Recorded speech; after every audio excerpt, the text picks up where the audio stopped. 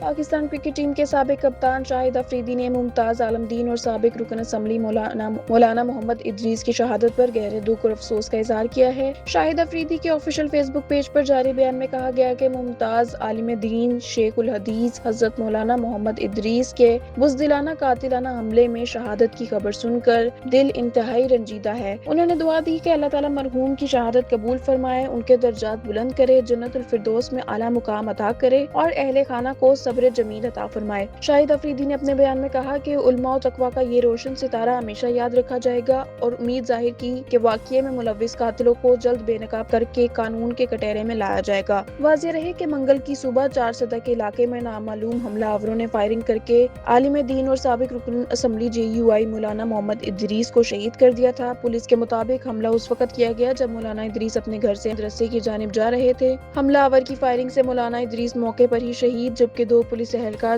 زخمی ہو گئے۔